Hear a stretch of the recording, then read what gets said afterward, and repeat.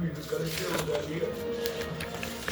నేనైతే సరే అన్నారు కానీ వ్యతిరేక మీ మధ్య పాసాలు ఆ ప్రేమలు ఉంటాయా అని అనుకన్నా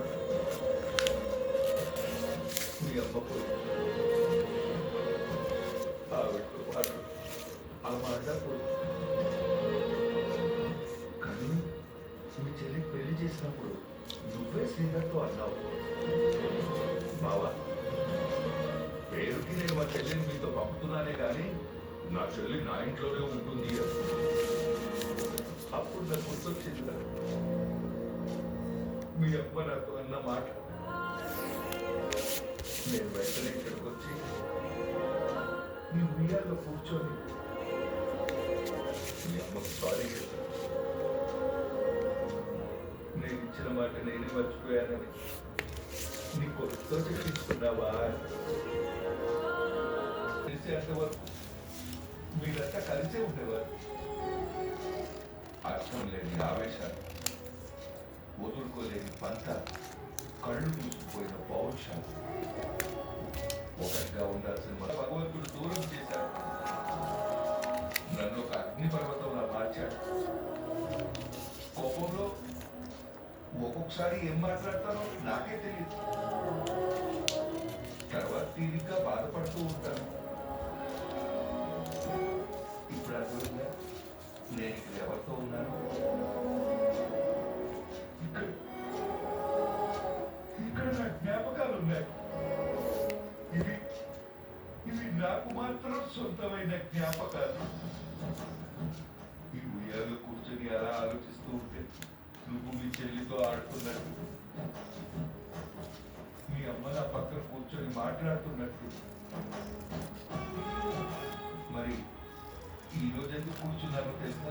రేపు చెల్లి వస్తుందని రెండు కుటుంబాలు కలిసిపోతాయని చెప్పడానికే నాన్న. అవును, కానీ నువ్వు నాకు ఒక మాట ఇవ్వాలి. ఏంటి నాన్న?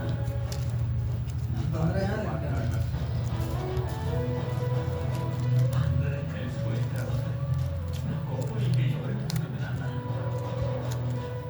ఈ మాటలో నాకు చాలా సంతోషంగా ఉంది. మీ అమ్మ కూడా హ్యాపీయే.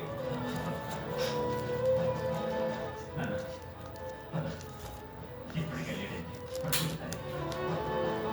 కాసేపు కూర్చుంటారా? బయట చల్లగా ఉంటారు నాన్న. ఎక్కువసేపు కూర్చుంటే ఆరోగ్యం పాడవుతుంది. నాన్న సరే పడు.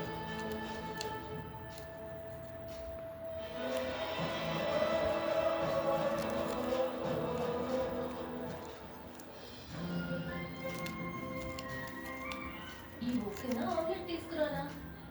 నేను ఇది కూడా అడగలేదు కదా. మీ అలవాటు నాకు తెలుసు కదా. అమ్మాయి పడుతుందా? దానికి ఎక్కడ నిద్ర పడుతుంది?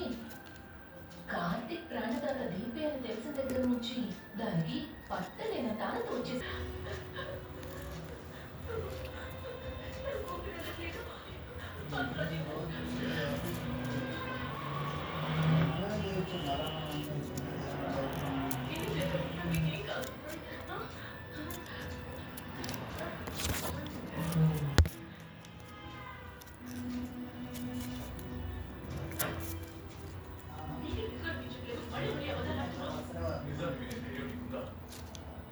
ఏది కరెక్టో ఏది తప్పో తేడా తెలియని వారికి వారి నిజం కూడా అబద్ధంలాగే ఉంటుంది. చెప్పే ఎక్స్క్యూజెస్ మీరు ఓపెన్ చేయలేదు.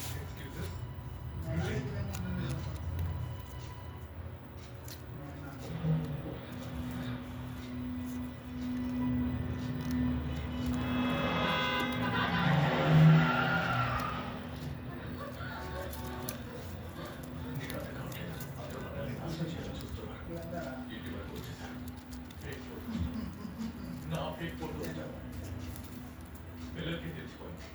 దీని గురించి ఒక చిన్న గ్రూప్ ఉంటుంది రైట్. నేను ప్రయత్నిస్తున్నాను రోహిగా, బాగా ప్రయత్నిస్తున్నాను.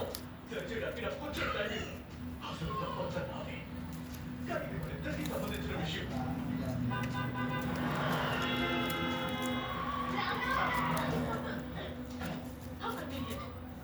ఇంట్లోకి నన్ను లాగాలి చూస్తున్నావా?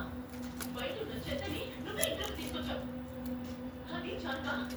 అబద్ధం చెప్పి నా ద్వారా నీ పొలిటికల్ కెరీర్ స్టార్ట్ చేశావు. ప్లీజ్ కొంచెం ఆలోచించి మాట్లాడు. అసలు నువ్వేమనుకుంటున్నావు? ఈ జాతర ట్రాన్స్ఫర్ నా కేసు క్లోజ్ అవ్వడం ఇవన్నీ సారిగా జరిగిపోయాడా? No target no.